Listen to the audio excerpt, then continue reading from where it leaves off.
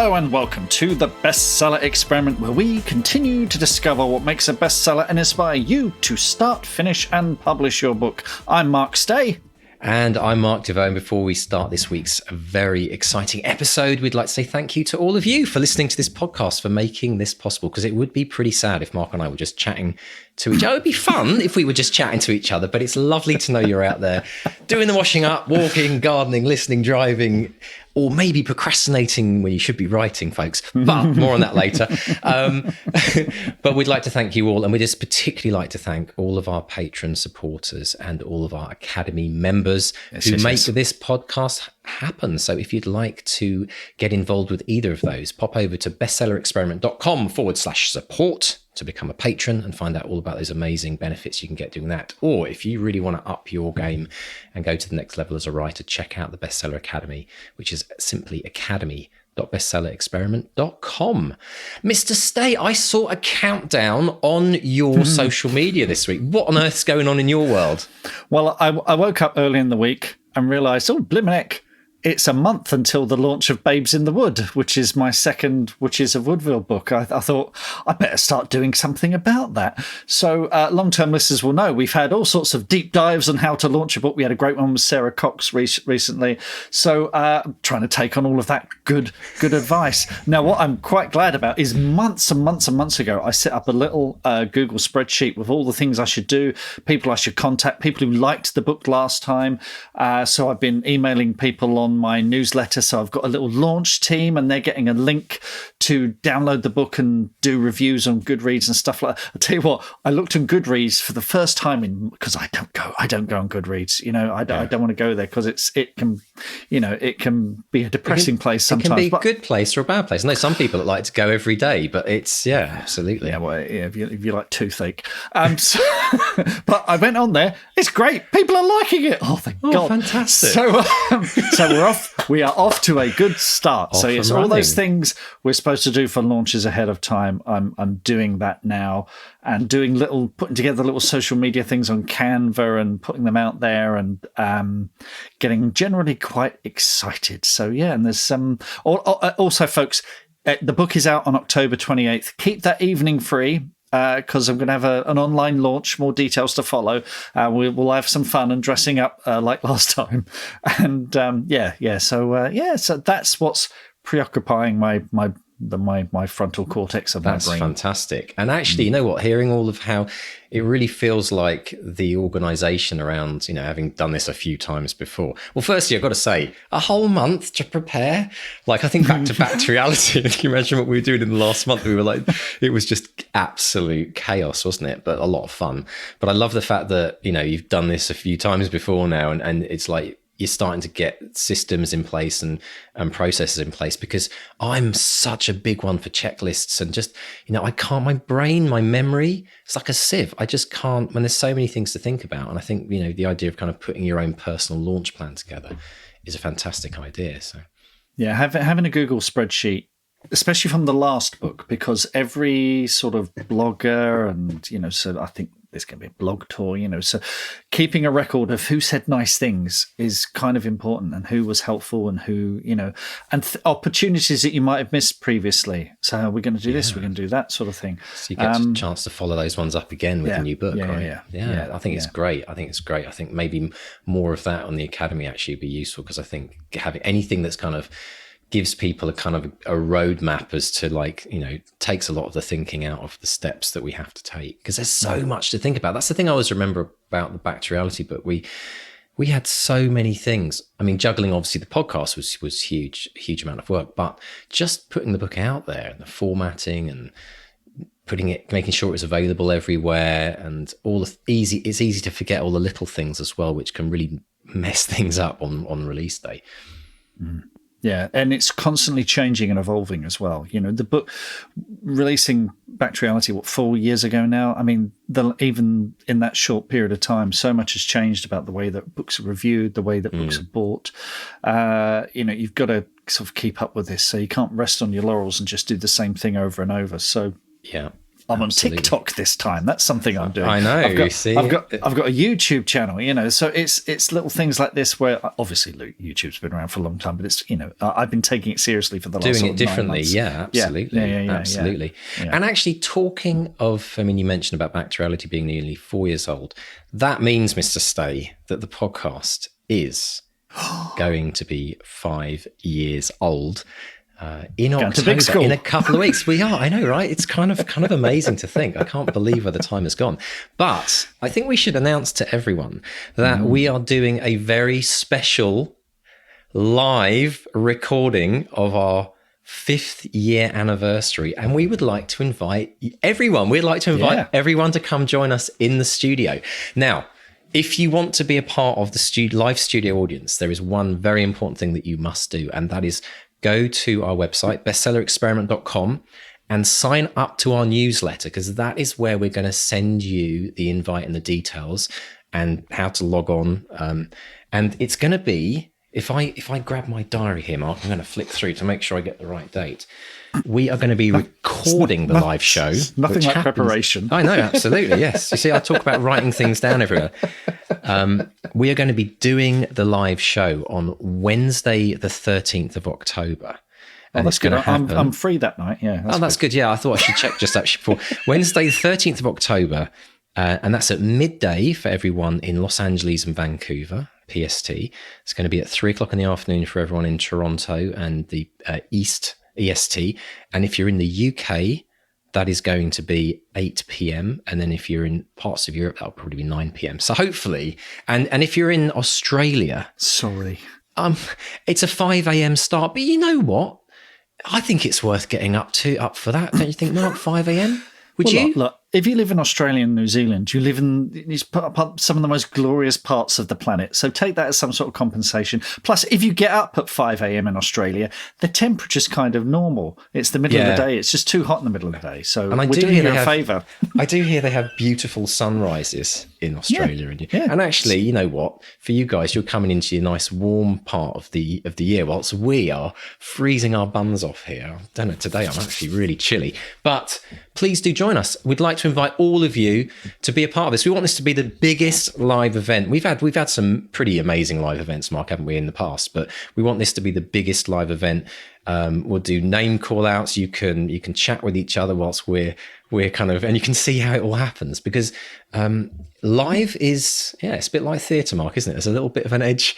It's exciting. You never quite know what's going to happen. Will we get a power cut in Vancouver Island? Could happen. Hasn't yet. Almost did the other day. But you just don't know. So do join us. It's if you love theatre, don't we all, right? Come and join us. So pop along to bestsellerexperiment.com, sign up to the newsletter, and we'll be putting out a few announcements and obviously reminders close to that date as to how you can get involved in that event. It's exciting stuff.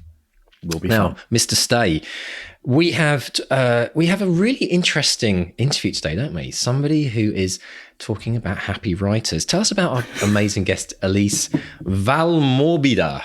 Yes, I got to get now. Before we recorded, she told me how to pronounce her name. I get it wrong when I introduce her. So she's Australian Italian. So it's Elise Val Morbida. You go through your fingers. If you're Italian, you got do the fingers. Val Morbida. It's like Frederica, right? Yes.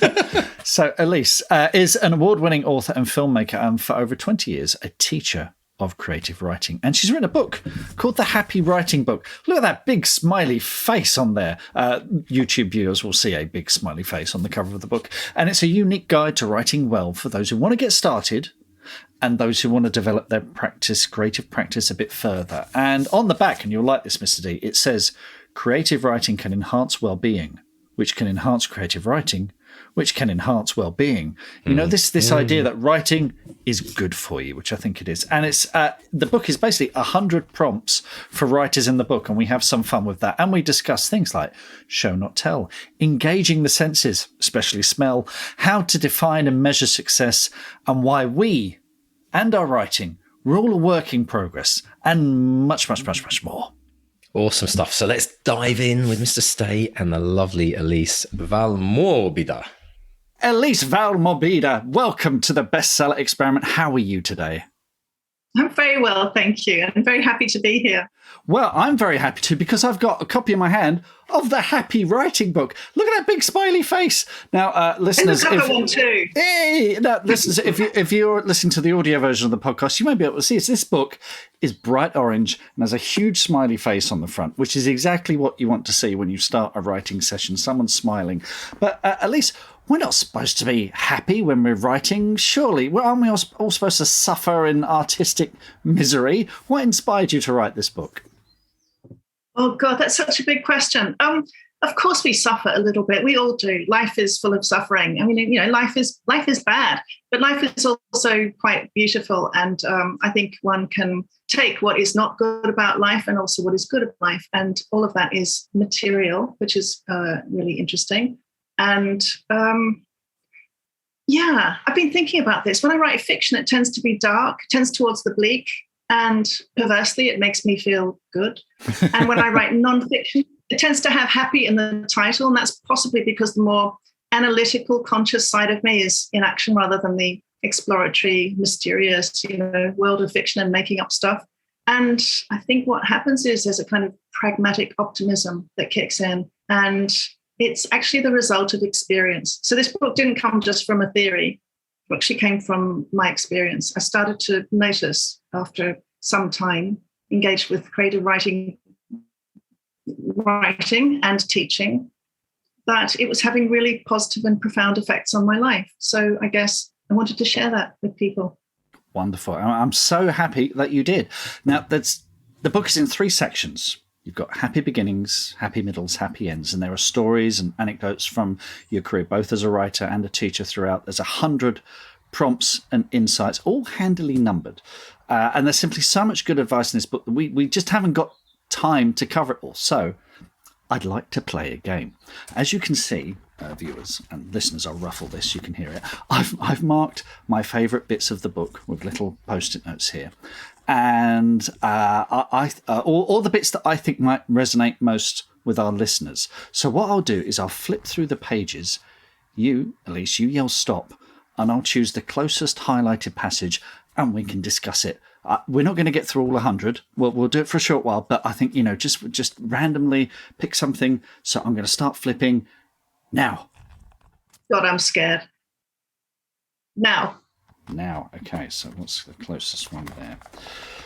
Number 52, show, not tell. Now, I know this is something that a lot of writers struggle with, and the passage I've highlighted here is many of us can't resist the urge to explain. Is this a hangover from school essay days or a habit of writing what we've learned at the office? Now, show, don't tell is one of those very misunderstood bits of advice, isn't it, Elise? It is indeed. And the title of that chapter is Show Not Tell, with a question mark at the end. So I forgot the inflection. You see, I know, extra emphasis there. You can tell I did not graduate from acting school. But the point of this chapter is partly because people are told this very, very often, and it is often misunderstood. And it's often flung at students with that kind of idea that if it's really clear cut and there's a kind of commandment, like a 10th commandment, you can just obey it and, Bob's your uncle. It's actually more subtle and much more rich and interesting than that. And I think it is because we often have the assumption in our minds that the reader won't know what's happening or what we're talking about or what the character or what this section of this story means. And so it's almost like we can't resist explaining.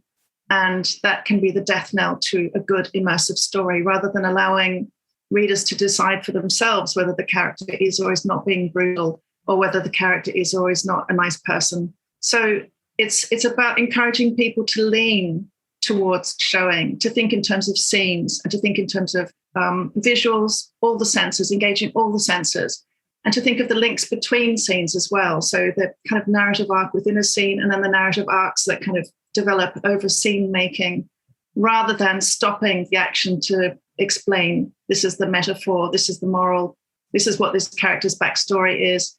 Let that percolate through the story. Having said that, there's a hell of a lot to be said for thinking about the telling. And that's where I think this little mantra is often misunderstood, because, of course, a beautifully written story, the beauty is very much in the arrangement of words, the choice of words, the form, the shape.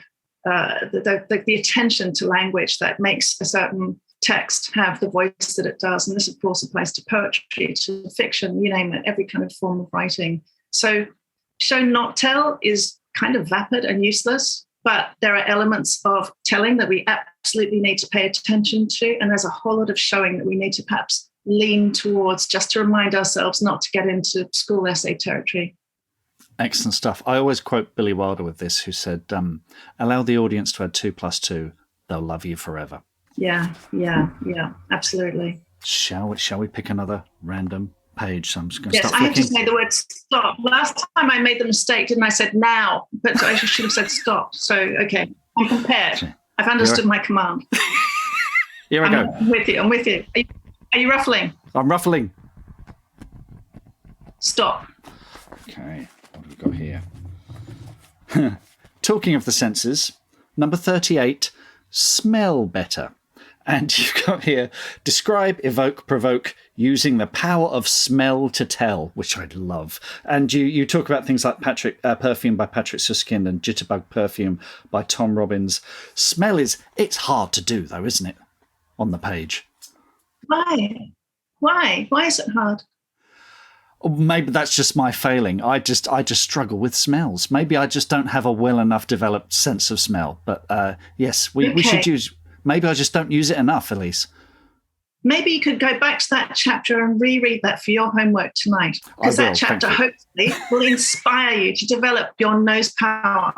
So the book is full of practical tips and exercises that go around writing, not just the writing practice itself. So there is an exercise in there to help you develop your sense of smell. And I think that's worth doing with your hearing as well, obviously, with your sight, all of these wonderful senses that we need to use when we write. And we often neglect, apart from sight, we often neglect the others. Train that nose to smell more. So you can read books like Patrick Suskind's Perfume, of course, and Jitterbug Perfume, but you can spend a day telling yourself that your smell radar is activated and really, really paying attention.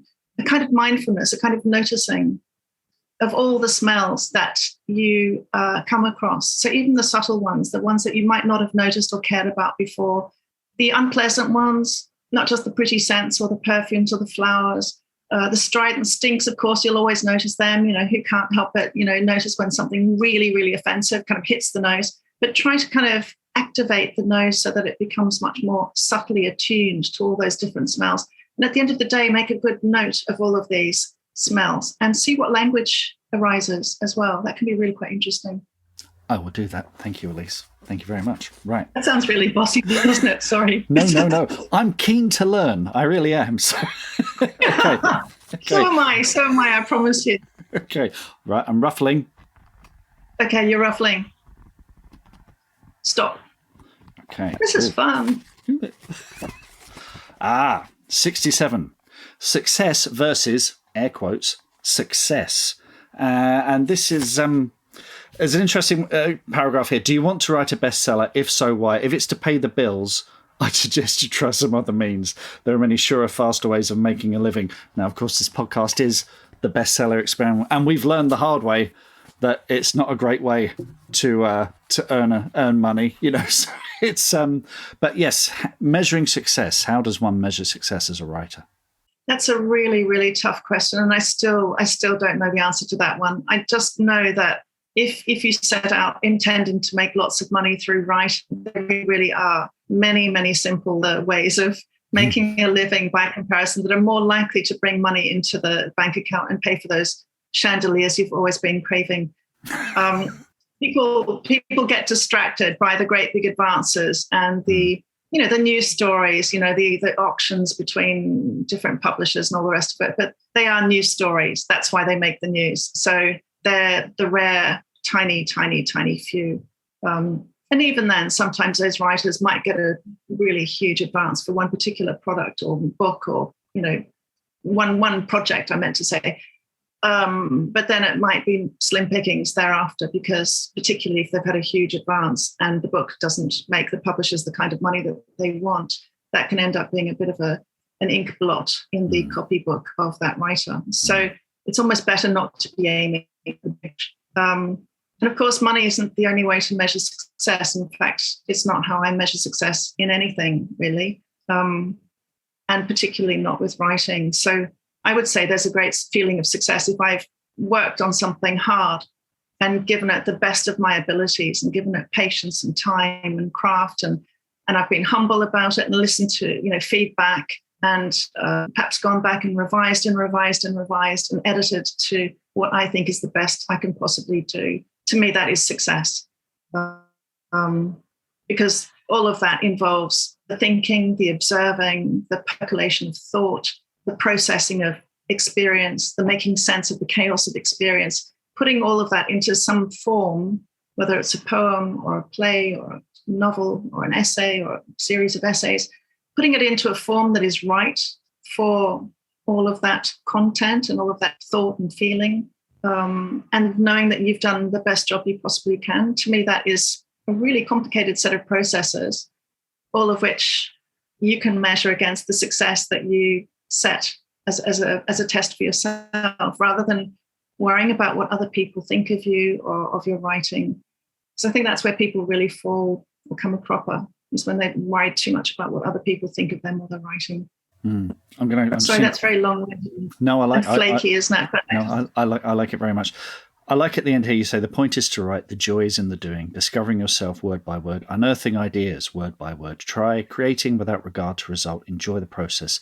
How the practice of writing subtly makes its way into how you are living. Your writing, like your life, is a work in progress. It's very true, isn't it? It grows and evolves with you as a person. You see, I wrote that way better than I could say anything like it, but thank you. You saved me there. Okay, I'm ruffling again. Here we go. Ruffle, ruffle, ruffle. I like this ruffling. Stop. Okay, what's this? Speaking of which, 68. These almost segue. This is great. Be a student forever. And you've written here, the engaged and engaging writer stays at an uncomfortable peak of conscious competence. So can you tell us more about that? Oh, yes. You know those 4 stages of competence that people love to talk to you about in all areas of life. So you have unconscious incompetence, when you don't know what you're doing and you're really a bit of a bungler, but you're a beginner and your efforts are there, but you're failing.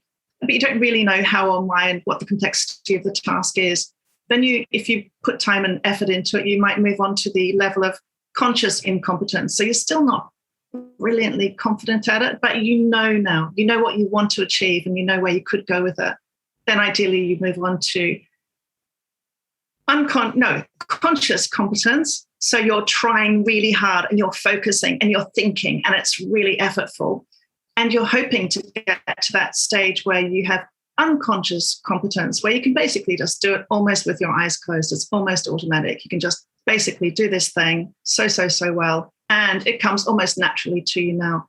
Of course, if that's the stage you get to with creative writing, you're probably not engaged and your reader is probably not very engageable. Because I think actually with writing, you need to be engaged at that level of conscious competence all the time. So you've put the time and effort into the craft and the skill and why you're doing it and how you're doing it, but you have to remain absolutely actively engaged all the way through, highly conscious. Even if you're being highly conscious of when you're allowing your unconscious to do its playful work as well. So it's a very trained level of competence, which is kind of painful compared to the unconscious competence where you can, put your feet up and say it all comes naturally. It doesn't. Every new book you write is a great big summoning up of effort and energy and focus. Every new poem you make is a great big new start, because if you're truly creating, you're making something new. And if you're making something new, you can't say you've done it all before, been there, done that. It doesn't come just naturally. But the craft, the hard work of, years, ideally, that you put into knowing how to most closely represent what is in your mind and heart and belly, then that craft becomes a kind of competence that you can kind of focus on and feel really happy about. Fantastic. I've often said that writing is trying to solve that great riddle, which is humanity, the human condition, and there's no solution to it, yet we keep doing it. We keep doing it because we learn a little more about ourselves. We become slightly better as we keep, pushing that boulder up the hill. What are some of the best ways to sustain that engagement? I mean, obviously there are courses and writing retreats and things like that. And you mentioned here that the value of using prompts and exercises. We should be continually doing that, should we? If you need them, yes. But I would suggest that yes, whatever works for you. Because the thing is, everyone's different. So there's no routine or ritual that works for absolutely everybody. I guess I find prompts in daily life. I'm sitting on a bus and I overhear a bit of dialogue and I think that is such a brilliant idea. Or isn't that interesting how that person spoke to that person? Or I'm listening to the radio, or I'm going for a walk, or I'm at a party. There are prompts, thrown at you by life. But if you are feeling like that there's a block or a place where you're not feeling that the story or the writing is flowing as you'd like it to flow, yes, of course, you can use prompts to inject a bit of randomness into your thinking, because perhaps you've got stuck in a certain way of thinking. And so randomness can be really good for you. Yeah. Speaking of randomness, I've got a favorite one, and it's just go on then. No. Tell us your favorite one. Go. Oh, it's just this, because it's infinite. It's just to grab a book off the shelf and go to page 38 and put your finger on the first noun that appears on page 38. So it'll be up towards the top, whether you're attached to it or not, whether you like it or not, whether it fills you with indifference or not, and then write and write and write. And of course, this project never runs out, because I'm sure you have, I can see in the background in your studio there, you have lots and lots and lots of books. So sometimes there's a few of them. Using randomness can be a great way into unblocking that habit of mind where you're feeling a bit stuck, and perhaps you're trying the same old trick and it's just not working, or you feel like, in inverted commas, inspiration won't come. Randomness is just that lovely spanner in the works that just says, okay, now you've got to write about this thing. And lo and behold, if you keep on writing and writing and writing in response to that noun on the top of page 38, you'll find that something comes through. There'll be something interesting in the rubbish. Always worth having a good little reach around in the rubbish. Fantastic. Right. Speaking of random, here we go again. I'm ruffling. Okay, here we go. I'm ruffling. Okay, now stop. Oh, okay. This is a two-parter, really. So it's number 35, Love Your Notebook. And you quote Joan Didion, who says, we're talking about something private on keeping a notebook, about bits of the mind string too short to use, an indiscriminate and erratic assemblage with meaning only for its maker. And then over the page, 36, keep a diary. Your diary is a storehouse for the uncensored, unstructured, primary material of your daily life. Notebooks and diaries.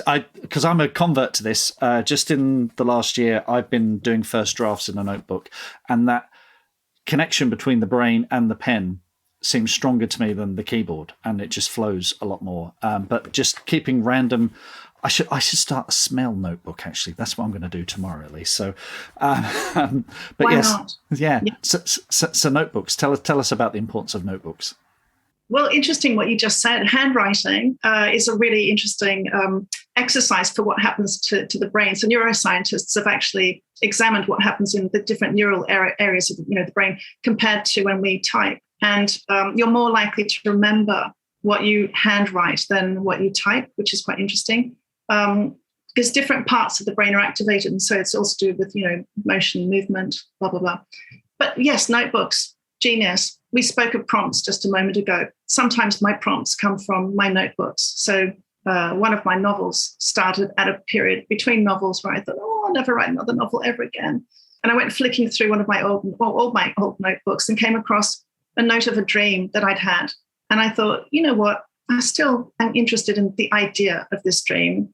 I'll just randomly start a short story exploring that idea from this dream. But I'd totally forgotten that I'd had that dream. It was only because I was flicking through the notebook that I came across it.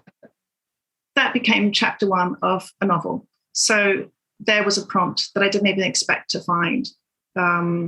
But I like Joan Didion's idea as well. You don't necessarily make notes in the notebook with the idea that something will come of it. It's those useless bits of mental string. I just love that image. These little bits of stuff that just go in there. And it's kind of like an artist keeping a sketchbook going. You're kind of keeping your writing muscle engaged. You're observing, you're listening, you're smelling, and you're writing it down. And you're capturing that. And in that process, you're organizing the thoughts that you have, you're organizing the words that you use to capture that thought, sensation, feeling, memory, whatever. It can be a complete short story. It can be last night's dream. It can be how you felt after this film that you've just watched. It can be that dialogue you overheard on the bus, whatever. It doesn't have to have a purpose as such, but it's all really, really good practice in kind of honing your observation skills, your perception skills, as well as possibly one day acting as a prompt and helping your memory as well. Yeah, I love my notebook. Magnificent, wonderful stuff. Okay, next random bit of ruffling. I'm ruffling now. Ruffling. Okay, right. Yeah, I feel bad saying stop. I don't want you to stop. This is fun. Oh, lost my page. Hang on. Rewrite history, number 76.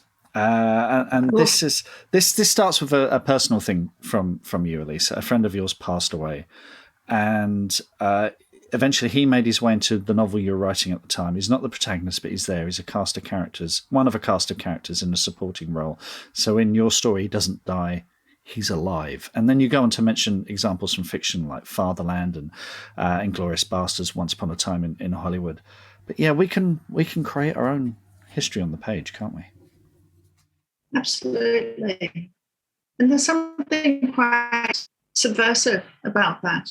It can be, as I was talking about there in that my personal experience, a very small, intimate history, a way of paying respects to somebody and keeping them alive because, I didn't want my memory of that person to fade. And I had such vivid memories of his, voice and his personality and his general way of being. And he was a writer, so it felt appropriate that he could be, one of the characters in this book.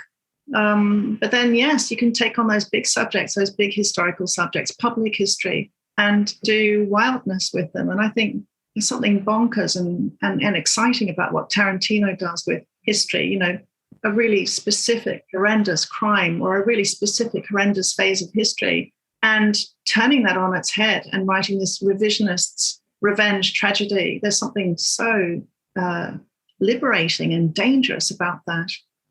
Fatherland, of course, goes the other way. I mean, that sliding doors idea, what if that moment in history had turned out differently and this other history had evolved? And of course, that's endless. We can do that. We can play with this idea endlessly. Yeah, very, very interesting. Wonderful stuff. Okay, I think a couple more. Okay, so I am. That book is getting really well ruffled, isn't it? Yeah. If anyone's nervous about spine cracking or anything, I apologise because I know some people get quite upset about that sort of stuff. Okay. Okay. Ruffle. Ruffle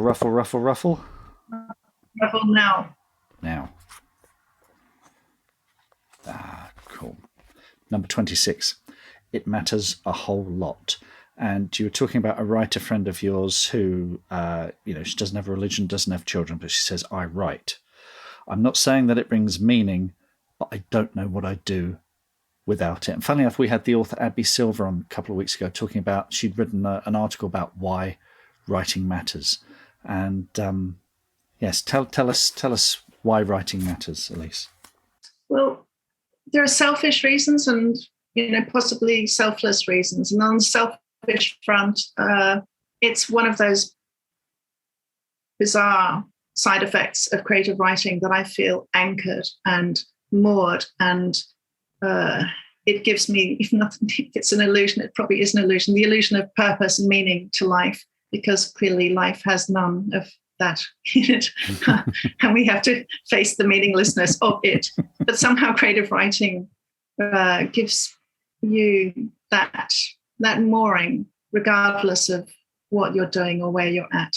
There's a real sense of narrative drive, if you like. There's a real sense of having that project in your mind that you care about, that you want to give time to, and that even the most random of experiences, the most boring of experiences, potentially, all become potentially rich fodder for that project that you have in mind. And so in a funny kind of way, it connects you, I think, much more powerfully to the world. Selflessly, I hope we can all say that if we have a real commitment to writing and the power of writing, we can bear witness to injustice and we can hopefully make the world a better place. Perhaps we can, if nothing else, entertain and delight people and console people and bring a bit of lightness and joy into their lives. Those people who are more pragmatically minded might, think about instruction manuals or books that give guidance or outline certain political views. And political doesn't have to be party political, of course. It can be political in that kind of personal political sense. I think it's really important that people who have a lot to do and say about climate crisis, for example, don't just rant and rail. But if writers use the best form and the best language and the best craft, they're more likely to make an impact on people and to influence people to make positive change. So someone like Rachel Carson, who wrote Silent Spring, actually got such extraordinary results from this beautifully lyrical but fantastically researched scientific project of a book, which ended up leading to the elimination of what she called biocides, all those insecticides and dreadful chemicals that were being used in widespread terms across the world in agriculture. So indirectly, that beautifully written book has actually led to better human health across the planet, as well as the environment. When you think about the power of that. So when people say, with writing, it can't change the world, forget it. It can. Wonderful. I'm going to cheat on this last one. I'm going to go straight to number 100, which says, "Right now. Now is the beginning of the future. The quality of your now affects the quality of all your future nows. Now is the most important time of all." Does that mean we should get writing, Elise? Now. I think so. Yeah. I think so. Yeah. I just love that idea that if we're really present now, we'll be noticing, feeling, observing, perceiving, recording, taking it in. And if we start writing now, yes, absolutely. So many people say, I've always had this idea, I'll write a novel and I'll do that one day. And I just say, why are you waiting? It's not like you need $1 million. You don't need anything more complicated than a pen and paper or, a computer. So I say, don't put it off. Do it now while you have a brain, while you're alive, while you have the desire to write, while you have a story. Go for it. Yeah. Wonderful. Wonderful. That's where we're going to end. Folks, the Happy Writing book, Discover the Positive Power of Creative Writing, is available now. And it's got that big smiley face on the front. How could you say no? This copy is going to go in the loo, which is a cornucopia of smells. So I'm going to kill two birds with one stone there. So, Elise, thank you so much for speaking to us today. This was just amazing. There's so much to discuss. And best of luck with the book. And happy writing, and speak to you again soon. Thank you so much, Mark. Lovely to meet you. Take care. Bye-bye. Take care. What are your writing dreams? Finishing that book, quitting the day job, becoming a best-selling author? Well, over 4 years, we've studied the advice of over 300 best-selling authors who've collectively sold over 500 million books. And we are excited to announce the Bestseller Academy. If you're ready to take your writing to the next level with accountability, craft, and coaching, your bestseller dreams are now only a click away. To find out more and apply, visit bestsellerexperiment.com/academy. That's bestsellerexperiment.com/academy. Do you know, it's so important for me to get people's names right, Mark, because I've suffered my life. Mr. Desvox. Mr. Desvox, Mr. Desvals, oh my gosh. Although I will give it to the Canadians.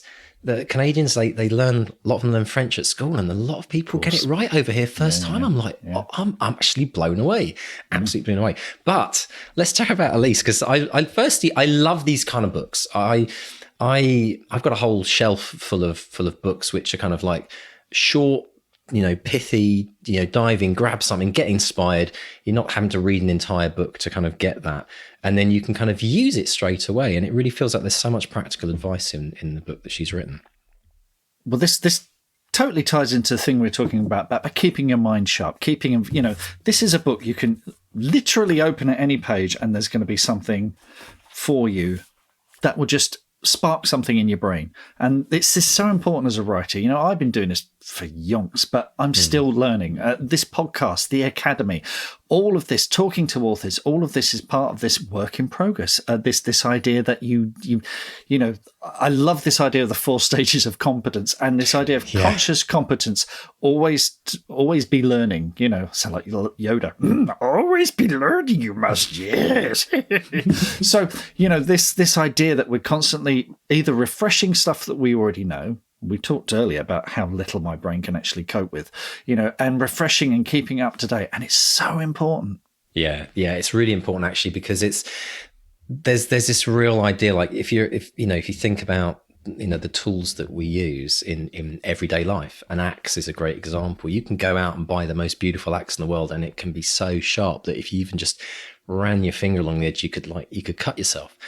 But the point is, as you start to use that axe, it needs sharpening. It needs to be sharpened constantly. And I always think about that as the writer's mind. It's, it does the job, and we get better at using the axe. We can chop a tree down quicker and become more skilled at using that tool, but we need to keep sharpening it. And there's one thing I've learned by being a complete addict to personal development literature since I was in my teen years, is that you never just read a book and then go, oh, great, I've just assimilated all that information. I've just leveled up like in a computer game, Super Mario, level 22 now, brilliant.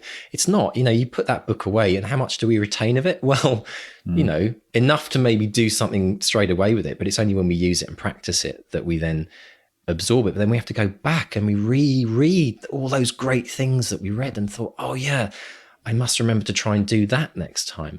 Or, I'm revisiting. I always revisit books. And I think it is a lifelong journey of learning and reminding ourselves, isn't it? It's like that reminder. Oh, yeah, I promised I was going to do that. And maybe I'll try it this month. So I love it. I love this idea as well about conscious competence as well. I think that it's about firstly becoming aware of those 4 different stages. We're all in one of them at any one point in time on many, many different things in our life. But with writing, if we become aware of it, what did you think of that when you heard of that, Mark? Did you come across that before? Oh, absolutely. Well, I'd never come across those 4 stages, but it rang all sorts of bells. Not least that the more you think, the more you learn about something, the more you realise how ignorant you are. Yeah, I know, right? It's. We both play. I can mash out a few chords on a guitar, and I know my pentatonic scales a bit, but of course then you start looking at, was it mixomelodian scales and stuff like that? I know. So you realize that you've just taken the first step on a much greater, adventure, a much greater path. And you can either retreat from that, think, well, too hard, which I've done with the guitar, or with writing, you can go, great, this is it. This is my never-ending adventure. I'm going to just keep learning. I'm just going to keep filling my mind. I'm just going to keep absorbing stuff, trying to be a better person, trying to be a better writer, and off we go. And if you're happy with that, then you're going to be a much happier writer as a result. As she says, it's creative writing enhances well-being, and it's this sort of never-ending circle. So yeah, that's it is. I love all that. I absolutely love all that, and it's such a change from at school where it's kind of you pass this test and then you're done. And it's that's not life. That's not real life. I did say to my kids, when they were doing their exams, there's never a situation in real life where you're locked in a room for 2 hours with no access to resources or help. Being able to sort of read a book or ask for help or speak to others, that's how you learn stuff. At least I do anyway. No, that's a very, very good point, actually. It's quite an unnatural situation, isn't it? I think that it's actually, music is a really good analogy, especially for anyone who's ever learnt scales. It becomes like, there's 2 things going on there. One is you have to practice the scale to become good at it, and then it becomes unconscious. in some ways is that you can, like driving a car, I can now do scales without even, I can just sit there and watch TV and be doing scales, and my hands are just doing it, and I'm not even thinking about it. But if you don't keep doing them, it becomes, it gets harder. It gets harder to do them as well. But then on the flip side of that, once you get good at something, we joke about leveling up, but it does actually work. So, if you master the pentatonic scale, then you're probably going to be interested in looking at the Mixolydian scale, because it's like, oh, okay, I'm up for that challenge. And is that how you pronounce it? Thank you. See, I've learned something new.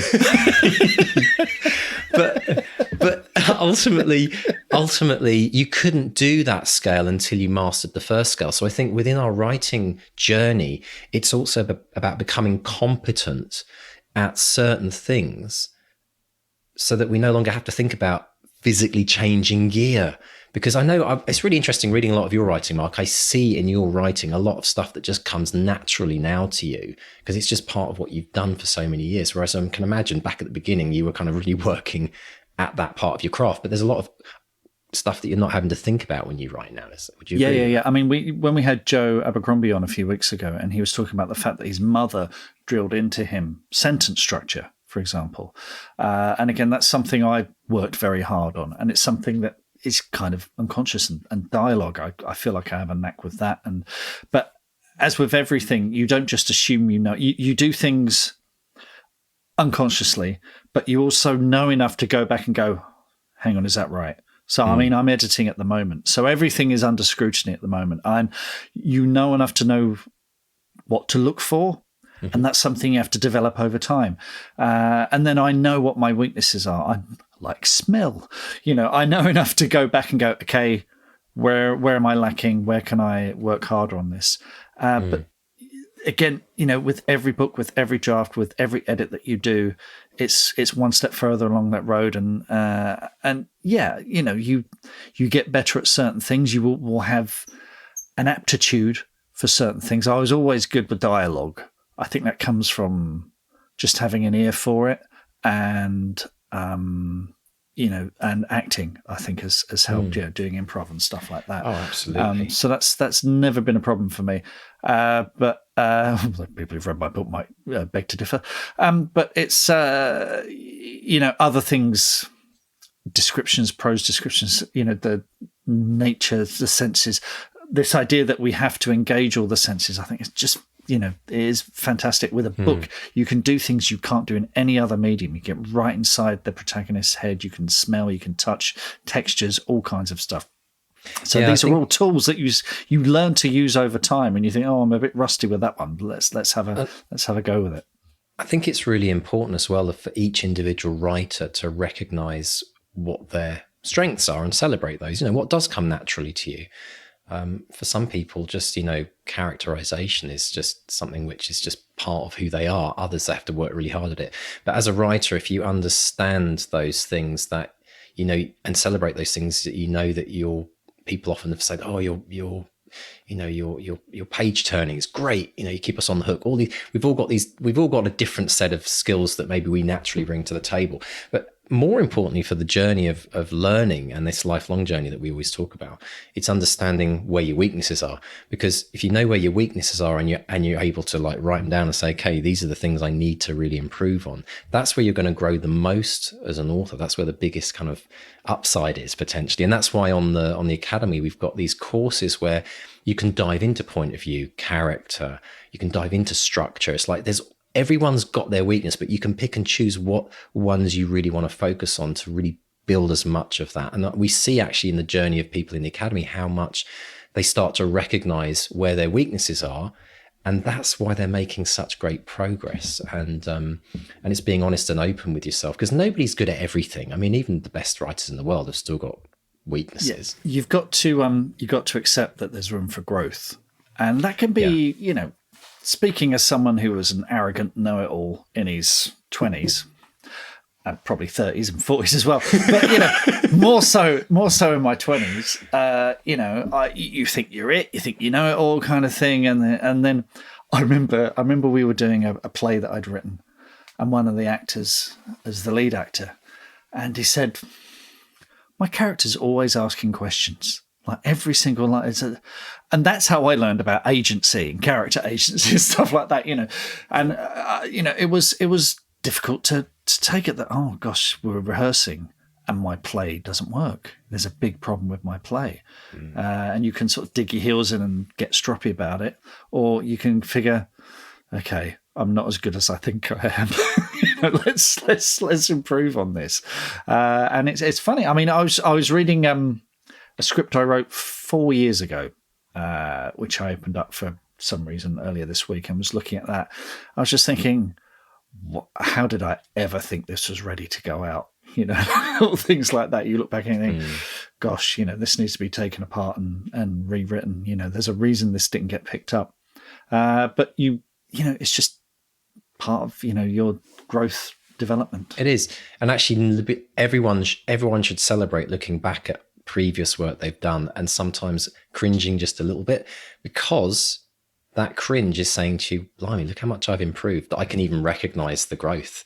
I think if you look back on previous work and you're like, oh yeah, there's nothing I'd do to change this, then you probably haven't grown really. So you got to celebrate the fact that, you can look back and see that there is hopefully a chasm of a difference in terms of like, it doesn't make the last book you wrote or the 10th to last book you wrote, not readable, but it's just that kind of where you can see where the growth is happening in you and you see those moments. And being open to that will make you a happier writer.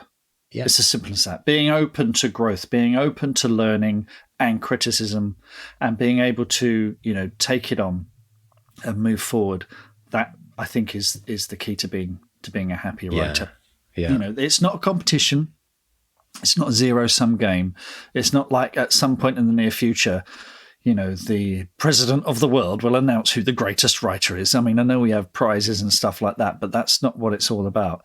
It's about, becoming a better person. And this is something we have the post-podcast chat on the Academy, and it's something you talk with our episode with Aves Khan. We, talk about the previous week's episode.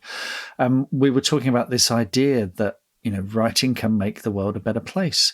Aves is writing about people without a voice and giving those people a voice and telling a story that you and I would never have heard of before. And that's what Elise was talking about in the podcast as well. This idea of rewriting history, or your writing is important. It can, whatever you're writing, it can make such a difference to someone's life, which is why she says, write now, start writing now. Yeah, absolutely. Let's talk a bit about success, Mark, because one thing that Elise talked about, which kind of pricked my ears up, was this idea of, bestsellers and income and livelihoods and I had a kind of an interesting reaction to that, as you can probably imagine, having done this podcast for a few years. But I think is interestingly enough, I kind of get where she's coming from with regards to, I think really her point is that if your entire intention to write a book is to become a bestseller and to earn millions of pounds or dollars, you're kind of starting from the wrong place. However, I would like to kind of put my perspective forward on not therefore letting go of that dream and saying, well, that's too big a pressure to put on myself. I think it's really important for people, and I know everyone's different. Some people dream of becoming a bestseller. I wouldn't want people to get discouraged by not dreaming that it could one day happen, because I know one of the things we've learned is all of the authors that have become bestsellers typically have dreamed about it and allowed themselves to play in that space in their imagination in the same way they play in their story. And so I always like to think you've got to be realistic, absolutely, but it doesn't cost anything to dream and imagine that you want to go for that. Because I also think there can be an effect on how you write if you're going for something big. You can really pull out all the stops to try and make your book absolutely as big as it can be, maybe, and get that strong an audience. So, I mean, I don't know what your take on that is after doing this podcast for so many years. It's an interesting one, isn't it? I mean, I think we should dream big. We should have these big goals, but it's not going to happen overnight. I think this is not a get rich quick scheme. This is not something, and the trouble is these are the only stories we hear in the bookseller of the person in their 20s who got the 6-figure deal after a big auction and yada yada yada. Those are the outliers. By all means, have the dream of the bestseller, of the Netflix show, of the of the movie adaptation, of getting the award or what have you. But if you don't love the process of writing, if you don't love sitting down and putting the words on the page, then you're going to be miserable. And I think if you can learn to love the process and find gratification in that, then everything else is cherry on the cake. I've got ambitions, and some of them I fulfilled. Getting a film made, getting books published, all of these are, were ambitions. It took me a bloody long time to get there, though. A really long time to get there. And a lot of work that, like the duck or the swan paddling along, there's a lot of paddling and you're sort of, it's that I just don't talk about, and the number of books that have gone unpublished and the scripts that have gone unfilmed. I mean, we talked last week about Guillermo del Toro and these 20 unmade scripts, and which he adds up, he thinks is 16 years of, what he calls creative development.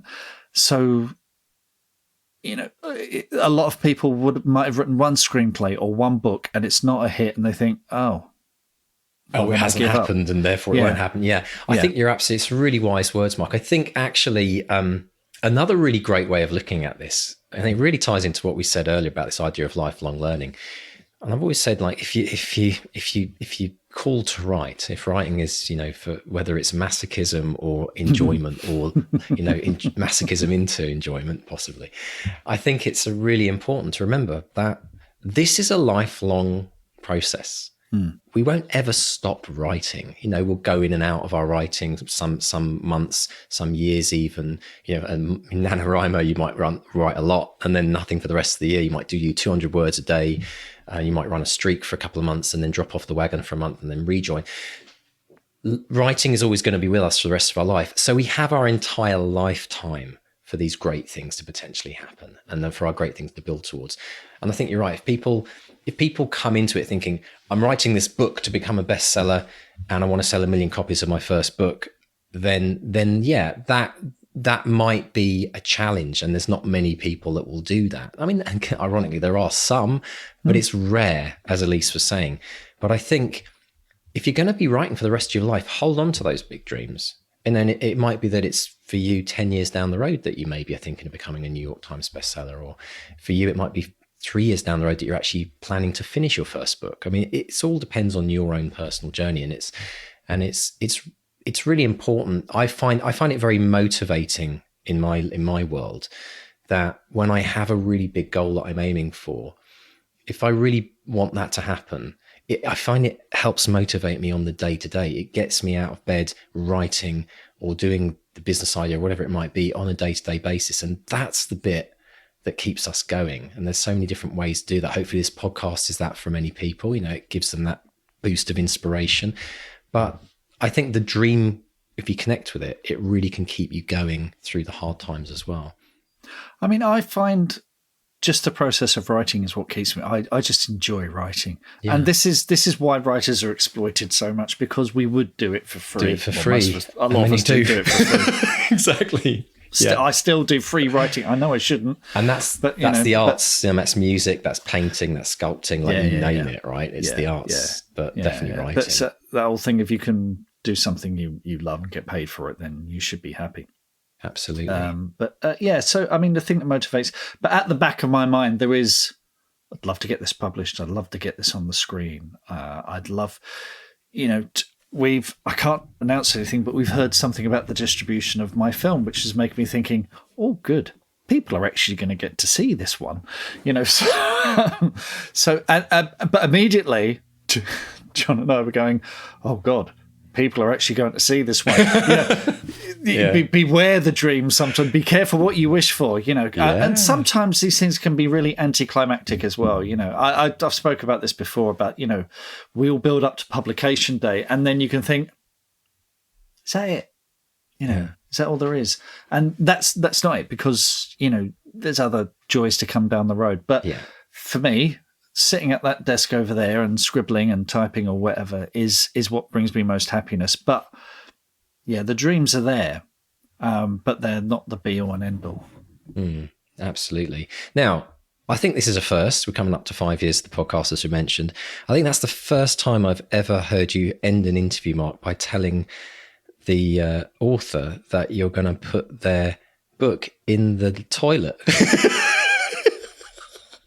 In the bowl. We have a little rack of books and copies of magazines and Private Eye and stuff like that. So yes. Well, that's what this book is for, but isn't it? Let me tell you, Mark. Bite-sized chunks. Yeah. Do you know what though? That a book that gets that honour is one of the chosen few in my house. Yeah. I go into my library typically once a month, like to mix it up a bit. Go into my, it sounds very posh, doesn't it? My library. Okay. The room where I have my bookcases. I'm imagining like Belle in Beauty and the Beast. You walk in there and it's wall to wall. There's ladders. Ladders and like little elves going up and down and picking things. No, I actually have 3 massive ornate bookshelves that have been built from an old wooden bridge, and they used the woods, and it's super, and they're massive. So I've got a lot of books. But I do look at those bookshelves. I scan them, and I pick about 4 or 5 out each month, and they become my loo or toilet reading pile. And it's not just for me. I think I might drop a few there for the kids, hoping they might maybe pick a few tips up. How to keep your old man, in beer and wine in his old age, all that kind of stuff. But I must say, there is a downside to this. There's a big downside to this, and I'm sure there's a lot of people that will appreciate when I say that the problem with finding those great books are pins and needles and cramps. And you all know what I'm talking about.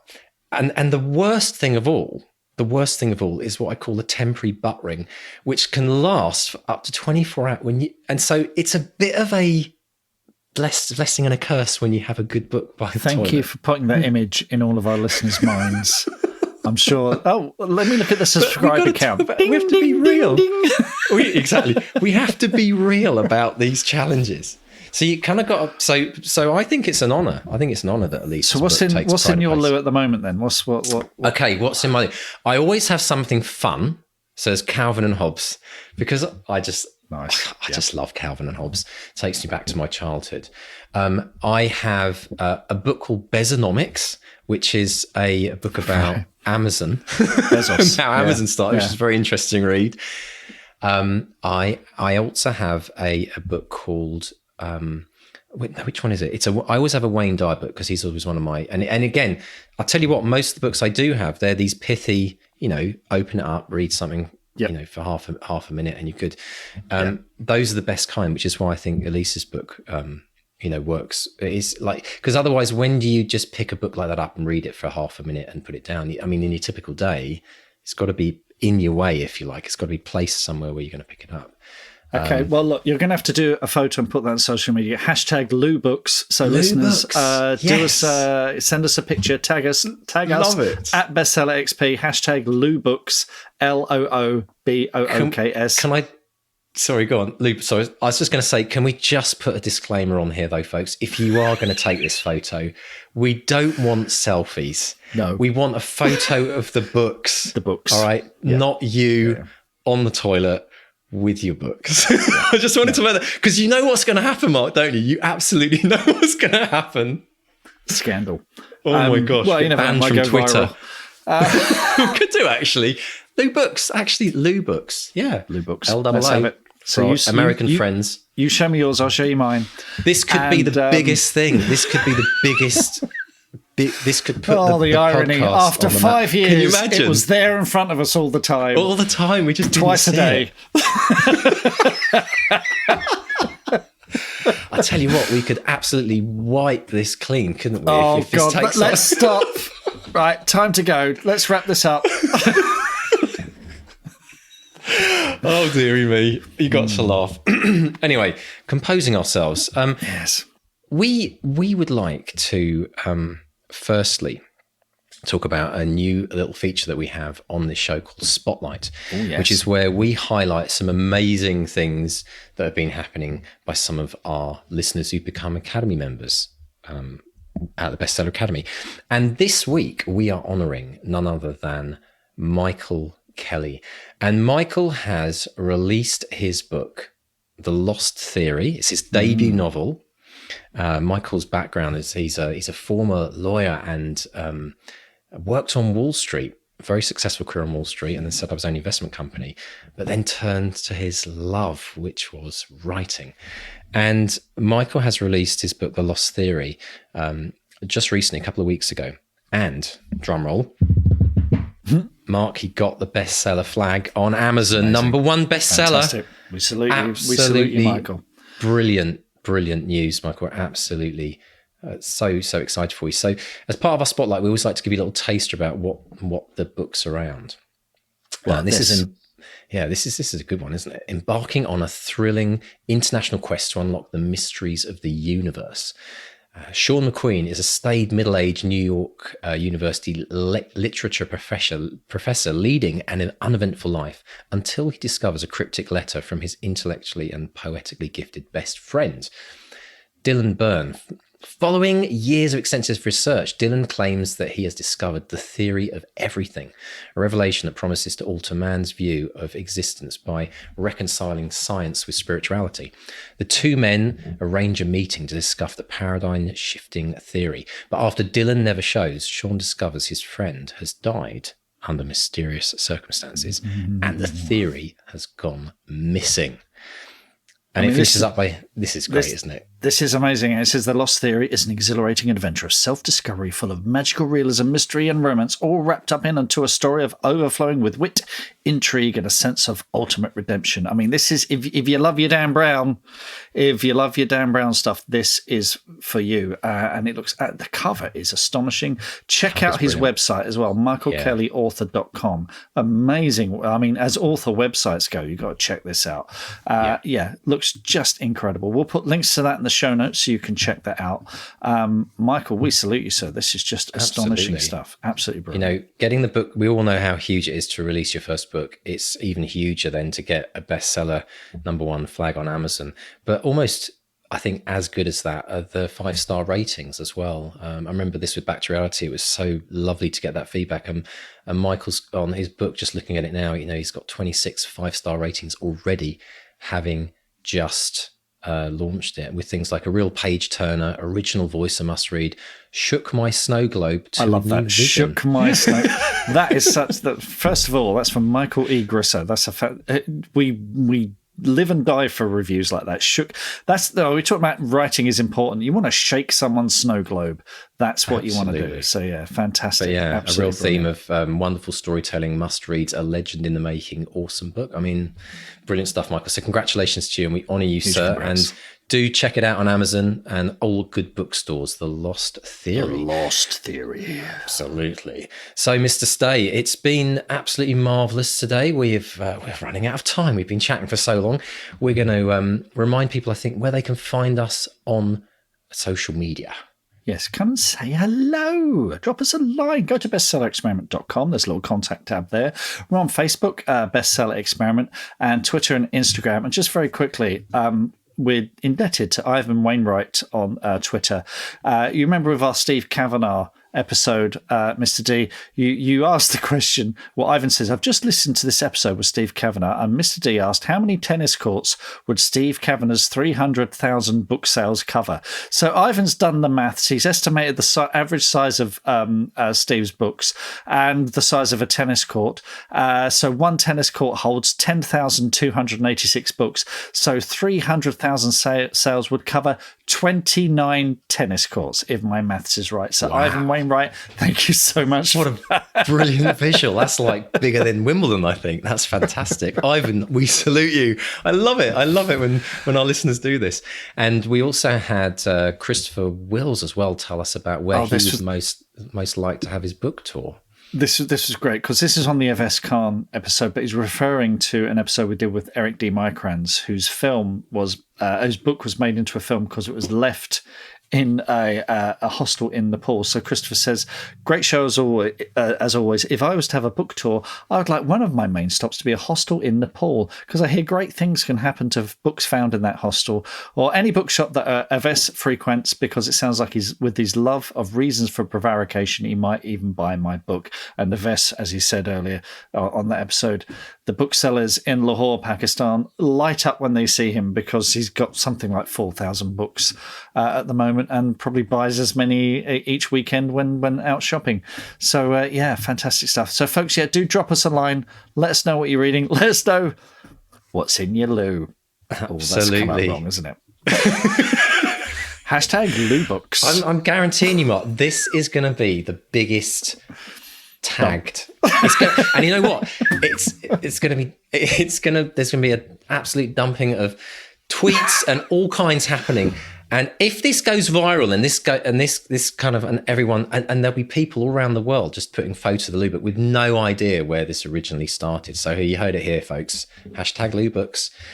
Rock and roll. Excellent. So everyone, we hope you've enjoyed this rather surreal episode today. We've really gone around the houses, haven't we? We've covered quite a lot. And we do hope that you have an amazing writing week. We really hope that you've been inspired. If you felt down the pan and you're down and out with your writing, it is now the time to get back into it and get started. And if you're absolutely cruising, if everything's flowing and coming out beautifully, then just keep going. Keep that momentum flowing. And we'll always be here to inspire you through the good and the bad times. So, Mr. State, it's been an absolute pleasure this week, sir, as always. It's a very goodbye from Mark 1. And a goodbye from Mark 2. Goodbye.